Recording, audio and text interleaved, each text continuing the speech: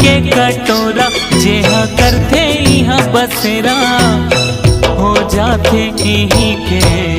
ऐसन है माटी मोर छत्तीसगढ़ के हो जाथे यहीं के।